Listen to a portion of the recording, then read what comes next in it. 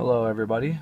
I would like to give my first part of the review to the new GT Bully Dog tuner for the Nissan 350Z. I have the 2007 HR motor 350Z, and I just recently purchased this Bully Dog GT tuner.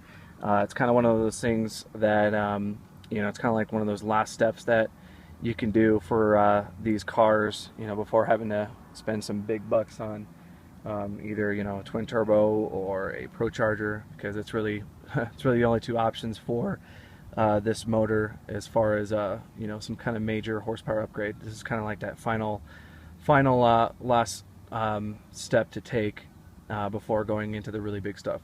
So just to kind of start off. It's a really simple device, runs about anywhere between like 450 to 500 bucks. This is the 50 All-State tuner, so it's pretty much the best one that you can get by Bully Dog. It's really simple to install. It just comes with the windshield suction cup right there, and I just kind of have it mounted, just kind of wherever you can adjust it, depending on your seating position, and it's kind of where you feel like it suits you best. So I kind of have it just about right there. It's about right there where I can see it as I'm driving. Looking at some other videos, they didn't really go into detail about installation of this device. It's really simple. It's you just kind of mount it up there on the windshield, and then down here in the bottom I have the HDMI cord running kind of like underneath the steering wheel right here to kind of stay out of the way. But as far as the power goes, there is this fuse box down here. I don't know if you can't really see it too well, but for you Nissan 350Z owners, you'll see a fuse box panel right there. You want to take the power cable and run that down there, and you want to take out the fuse.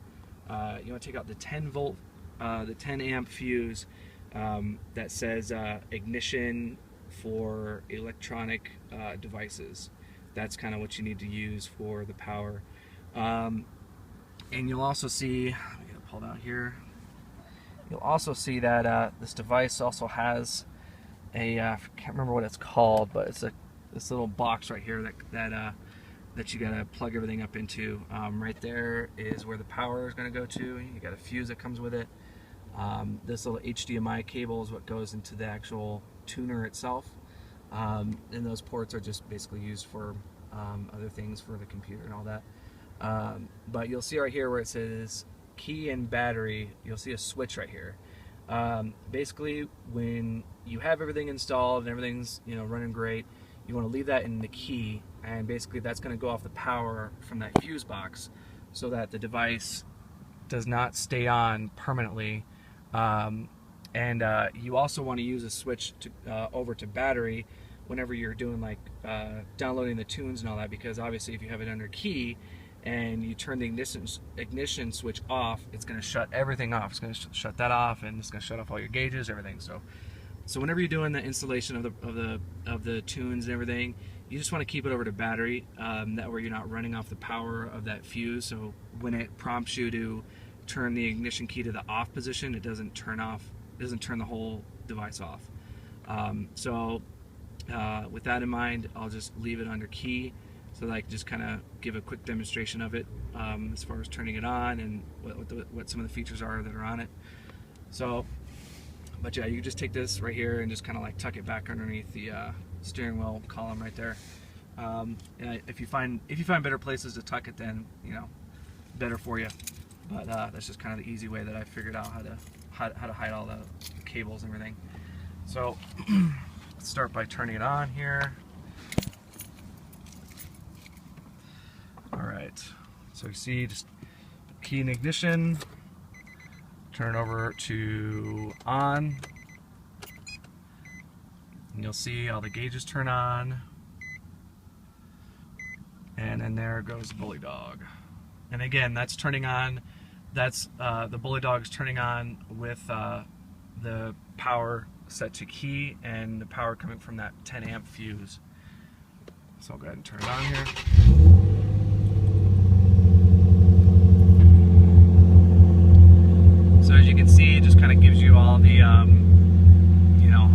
initial readings right here in the front.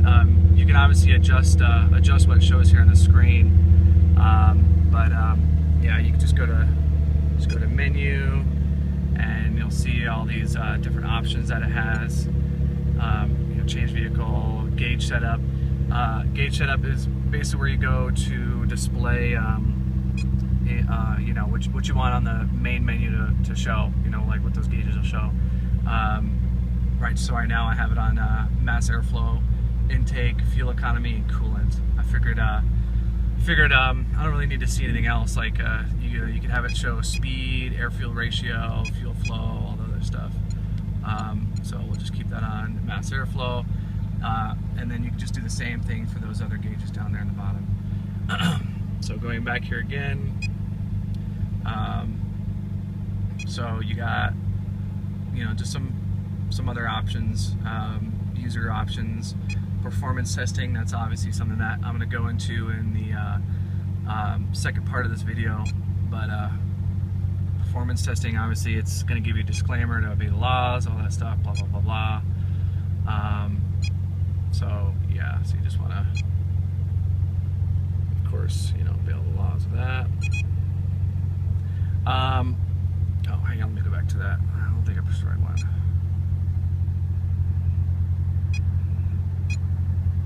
Yeah, so let me see here. Okay. This thing has little touch-sensitive buttons on there, so if you got big old thumbs like me, holding a camera in one hand, it kind of gets a little difficult to touch and everything. But yeah, but as you can see there, you got performance tests, 0 to 100 kilometers, performance test results. You can save all your data to the SD card that it comes with. And you got fastest times, performance testing, all that stuff. So I've yet to use all that because, like I said, this is just kind of like the initial first review of this device. And you can also see here you got your driver's coach, which basically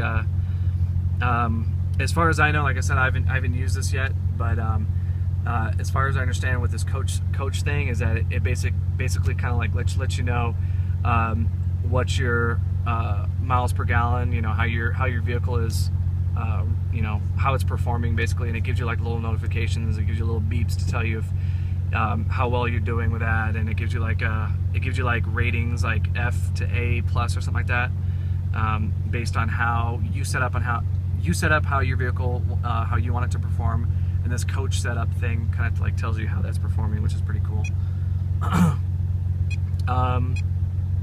So yeah, and it also does diagnostics. So anytime your vehicle has a check engine light, which mine currently does, as you can see down there on the bottom, it also has the low tire pressure gauge, or low tire pressure light on right there, just because I have aftermarket rims. So the previous owner removed those sensors, so obviously that's going to permanently stay on. But yeah, so under diagnostics, it's going to give you engine codes. You can clear them, you can save them, and so forth. But let's see what else is going to show here. So yeah, so you got other little settings right there, which is all going to be self-explanatory. You can uninstall it in update. So yeah, so this is my initial review of the Bully Dog GT tuner. The first review I've done, so hopefully that clarified some things with you guys about this device. I will take it for a run, and I'll try out the performance and all that, and see if the actual feel of the vehicle is any different from how it was before, and so on. And also, one last thing I forgot to do is that there's this special functions right here button. See if you can see right there, special functions. Right there you can adjust the timing, adjust the idle, and the wideband conversion. I don't think the wideband conversion does anything. It's just sensor A, sensor B. I don't really think that does anything. But you can adjust the idle and the timing. So as you can see here, I adjusted my idle to just under 1,000 RPM. So it's got a nice little idle to it. Before it would fluctuate between like anywhere between like 500 to 650 RPM for idling, but here I kind of bumped that up a little bit, which is, if you want, you can have it display here on the screen. So yeah, that's all pretty self-explanatory. But yeah, this is my initial review of the Bully Dog GT tuner. I had some issues with it in the beginning. Just had some software issues that I had to contact the customer support, and they had to basically put some new updates on it. So I think it's a little touchy with my year Nissan 350Z.